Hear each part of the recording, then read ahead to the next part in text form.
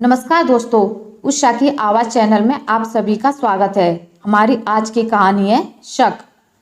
Mail बड़ी भाभी का था। मेल क्या था? चितरंजन भैया की शिकायतों का पुलिंदा था, जिसमें उनके फिर किसी महिला के साथ उलझ जाने के किस्से को बेहद बड़ा चढ़ाकर लिखा गया था। इसके अतिरिक्त पिछले वे सभी किस्से भी थे जो हम सब भाई बहन लगभग पूरी तरह भूल चुके थे।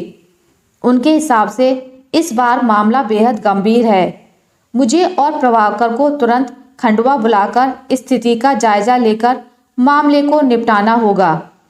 बड़े भैया वैसे तो बेचारे भोले भंडारी हैं, लेकिन शुरू से थोड़े मजाकिया स्वभाव के हैं। बात बात पर जोक सुनाना उनकी पुरानी आदत है।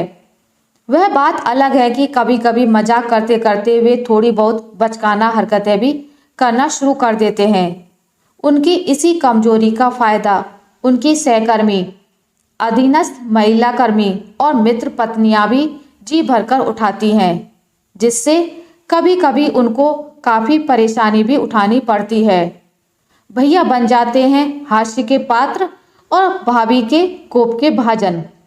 भैया के इसी स्वभाव के कारण भाभी हमेशा सशंकित रहती थी, लेकिन इस बार तो उन्हें पूरा विश्वास था कि भैया उस महिला के साथ गृहस्थी बसाने वाले हैं। भाभी, आप बेवजह भैया पर शक कर रही हैं। उनके जैसा शरीफ इंसान किसी दूसरी महिला को आंख उठाकर भी देख नहीं सकता। साथ गृहस्थी बसाना तो दूर की बात है। मैंने तुरंत फोन मिलाकर भाभी को समझाने की कोशिश की, तो वे और भड़क गईं। अब तक तेरे भैया ने मुझ पर जितने जुल्म ढाए मैंने चुपचाप बर्दाश्त कर लिए, लेकिन अब और बर्दाश्त नहीं करूंगी। कलेजा धक से रह गया। जाने कैसे कैसे विचार मन में आने लगे। क्या करने वाली हैं भाभी? तलाक या आत्महत्या? कहीं घर छोड़कर जाने का निश्चय तो नहीं कर लिया? क्या करूं, किससे कहूं? दोनों बेटों का ब्याह हो गया। वैसे भी भैया भाभी के निजी जीवन की बातें बच्चों के साथ डिस्कस करके मैं अपना कद छोटा नहीं करना चाह रही थी। जरा सी भनक लगी नहीं कि मजाक बनाना शुरू कर देते हैं। इस उम्र में भी आपके भाई भाभी लड़ते रहते हैं। 30 साल बहुत होते हैं एक दूसरे को समझने के लिए। अचानक नजर बालकनी में इजी चेयर पर रिलैक्स मूड में बैठे प्रभाकर पर ठहर गई। आज का ताजा पेपर सामने रखा था। मोबाइल पर अनूप जटोला के भजन चल रहे थे। सही वक्त समझकर मैंने भाभी का मेल उनके मोबाइल पर फॉरवर्ड कर दिया। ये क्या है? प्रभाकर ने मुझसे प्रश्न किया। भाभी की शिकायतों का पुलिंदा। Not interested. तुम्हारी 50 वर्षीय भाभी में परिपक्वता तो नाम मात्र की नहीं है। जब देखो तब रोने बैठ जाती हैं। उनकी मुख मुद्रा देखकर मैं समझ गई थी कि उनके मन में भी उथल पुथल है। शायद बड़ी भाभी या मेरे दोनों छोटे भाइयों में से किसी ने उन्हें भी भैया के अफेयर की सूचना दे दी थी। मैं पूजा स्थल में जाकर अपनी दिवंगत दादी की फोटो के सामने बैठकर रोने लगी। जब तक जिंदा थी उनके हृदय में हमेशा बड़े भैया के लिए वात्सल्य और ममता का ही स्रोत रहता था। इसलिए वे उनकी कोई भी आलोचना, चाहे वह भाभी द्वारा की गई हो या किसी अन्य के द्वारा, सहन नहीं कर पाती थी। नन्ही उम्र में आरती की दुकान पर कपड़ा नापने से लेकर क्या क्या बोझ नहीं ढोए बेचारे ने। अपने लिए तो जिया ही नहीं कभी। दादी मुझे और प्रभाकर को कई बार बता चुकी थी। दूसरे 3 भाई बहन भी तो थे, फिर चितरंजन भैया पर ही सबकी उम्मीदें क्यों टिकी रहती थी? ममता और सुरक्षा की छांव तले पले बड़े प्रभाकर का हृदय भैया के प्रति सहानुभूति से द्रवीभूत हो उठता। अपने अपने कर्मों का फेर है बेटा। माँ के गर्भ में ही था कि गिरधारी का लाखों का व्यापार चौपट हो गया। मकान दुकानें सब बिक गईं। तभी से बहू ने चितरंजन के लिए ग्रंथि पाल ली, लेकिन इस सब में बेचारे चितरंजन का क्या दोष?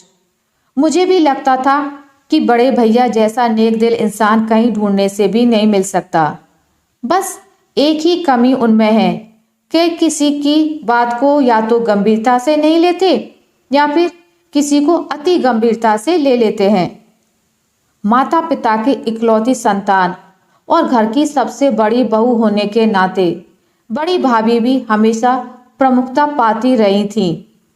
बड़े भैया शुरू शुरू में उन्हें भी छुई मुई बनाकर ही रखते थे। उनकी हर इच्छा अनिच्छा का ध्यान भी रखते थे। बाद में दोनों दो बेटों के माता पिता बने। कंपनी के काम से बम्बई, मद्रास, कलकत्ता भैया जहाँ भी गए सब परिवार ही गए। फिर भी बड़े भैया का ध्यान भाभी की ओर से जरा सा भी हटता तो रूठकर वे उन पर तोहमतें लगाना शुरू कर देती। इनकी तो ना घर के प्रति कोई जिम्मेदारी है ना ही बच्चों के प्रति। खुद दोनों हाथों से पैसा लुटाते हैं, लेकिन क्या मजाल जो मुझे पूरा घर खर्च भी दे देते हों। अगर बच्चों पर ध्यान नहीं दिया होता तो दोनों बेटों ने इंजीनियरिंग और एमबीए कैसे कर लिया। दोनों कॉर्पोरेट वर्ल्ड में नाम कमा रहे हैं। सहोदर नहीं थे, लेकिन भैया के संग प्रभाकर का रिश्ता सगे भाइयों से भी बढ़कर था। पिछले कुछ दिनों से अनायासी भाभी न जाने कैसे घर गृहस्थी से विमुख होकर एक धार्मिक पंथ की ओर मुड़ गई थी। शुरू शुरू में भैया ने भी उत्साह दिखाया, लेकिन जब भाभी का सत्संग मोह व्यसन बन गया तो उन्हें उलझन सी होने लगी थी। उन्होंने कई बार चाहा कि माँ या पत्नी से कुछ कहें, पर प्रति प्रश्न के बारे में सोचकर फिर चुप हो जाते। इतने बड़े प्रतिष्ठान के इंजीनियर, घर सुसज्जित सामानों से लैस, दोनों बेटे अपने अपने कैरियर में पूर्ण रूप से व्यवस्थित, फिर भी भाभी ने शिकायतें कर करके बड़े भैया को हम सभी भाई बहनों के बीच हास्य का पात्र बना दिया। बेचारे कभी भी बड़प्पन का गौरव ना पा सके। लेटे लेटे मैं अपने आप से बातें कर रही थी। रुचि, क्या सोच रही हो? प्रभाकर ने पुकारा तो मैं वर्तमान में लौट आई थी। सपने में भैया भाभी की समस्या का समाधान ढूंढ रही थी। यथार्थ का समाधान यथार्थ के धरातल पर ही खोजो, उन्होंने गंभीरता से कहा। तो मैं उनकी बात का अर्थ खोजने लगी। कैसे? मुझे 2 दिन के लिए खंडवा जाना है टूर पर। तुम भी चल सकती हो मेरे साथ। इस उम्र में भी मायके जाने के विचार से मन खुश हो उठा था। 30 वर्ष बीत जाने के बाद भी प्रभाकर की खातिर तवज्जो हमेशा की तरह दोनों भाइयों ने एक जश्न की तरह की। रात को बड़ी भाभी की समस्या के हल के लिए महफिल जमी। दोनों भाई भाभीियों ने बड़े भैया के अवगुणों की चर्चा जमकर की।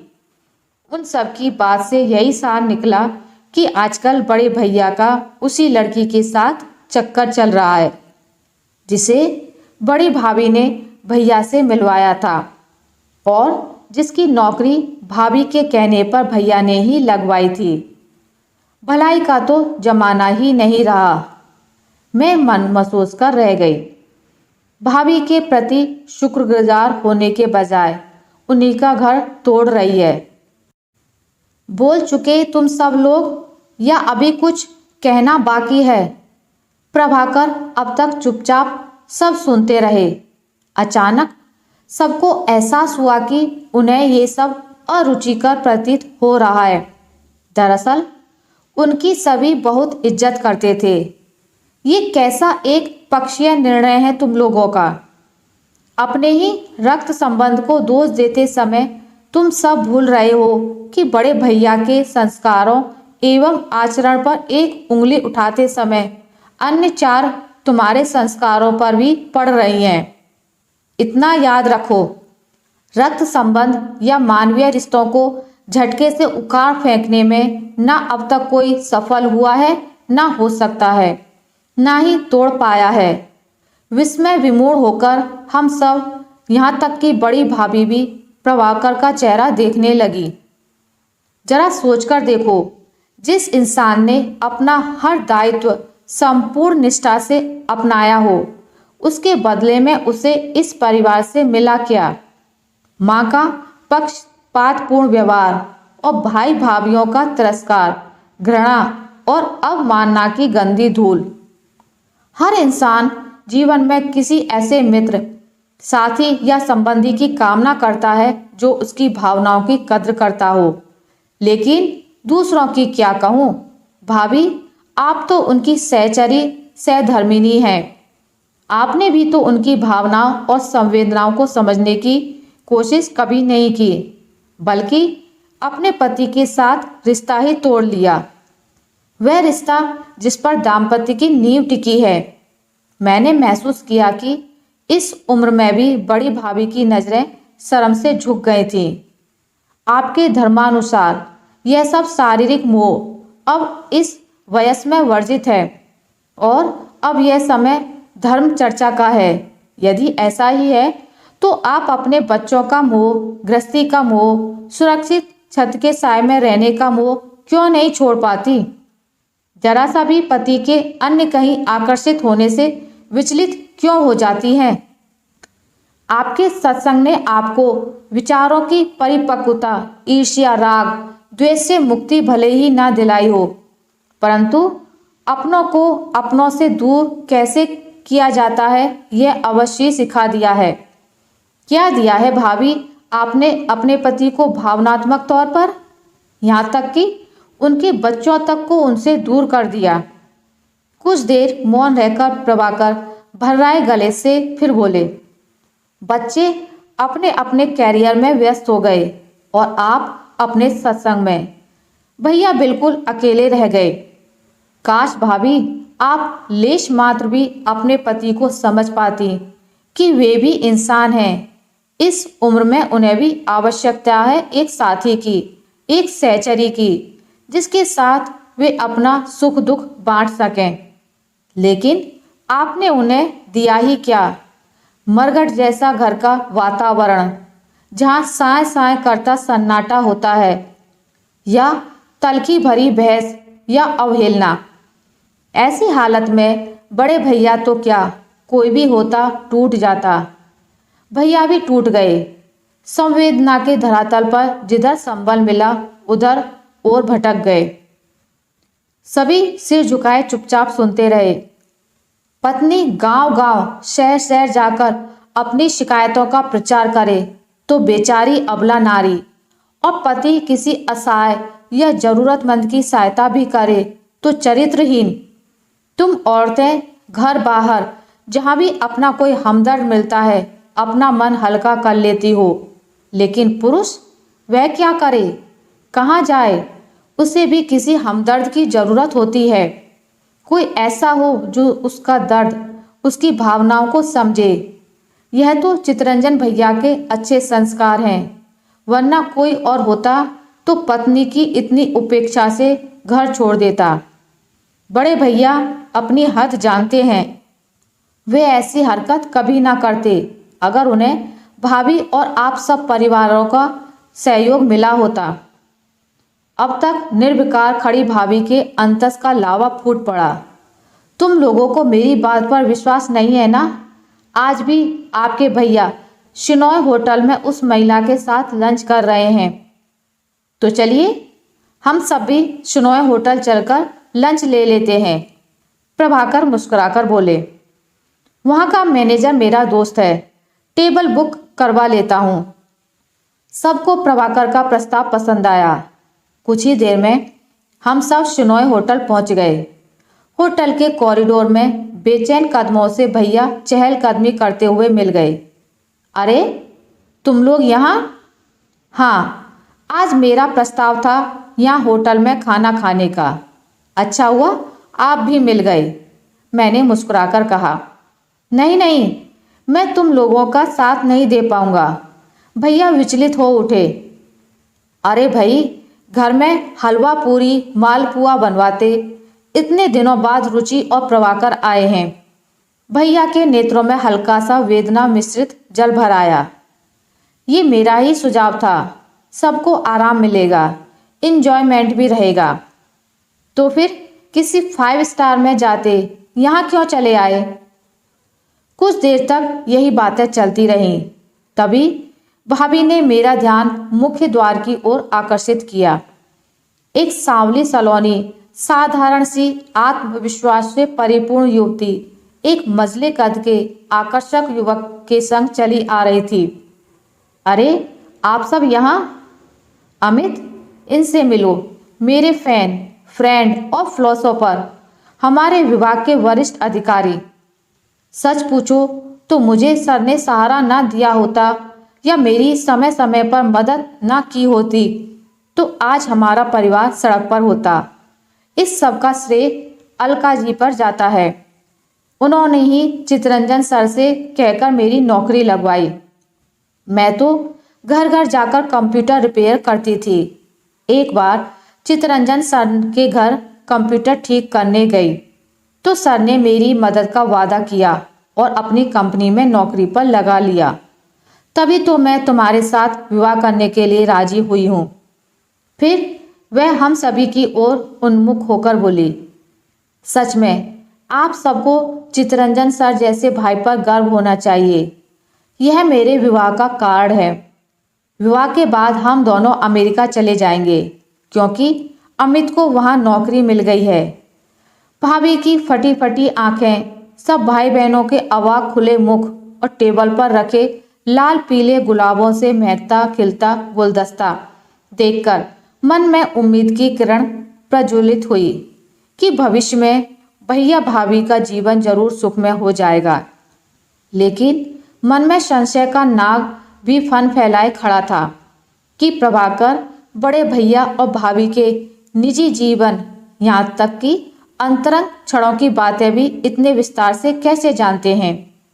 नीरू, तुम शायद भूल रही हो कि चितरंजन चाहे कॉलेज में मुझसे सिर्फ 1 साल ही सीनियर थे, लेकिन हमारे बीच घनिष्ठ मित्रता भी थी। ये सब बातें उन्होंने मुझसे स्वयं शेयर की थीं। खंडवा छोड़ते समय मुझे एहसास हुआ कोई भी समस्या इतनी जटिल नहीं, सिर्फ समझाने वाला सही होना चाहिए। आशा करती हूँ आपको मेरी आज की कहानी अच्छी लगी होगी। अगर आपको मेरी ये कहानी अच्छी लगी है तो इसे लाइक करें, ज़्यादा से ज़्यादा शेयर करें और अगर आप मेरे चैनल पर नए हैं तो इसे सब्सक्राइब करना ना भूलें। मिलते हैं एक नई कहानी के साथ, तब तक के लिए नमस्कार।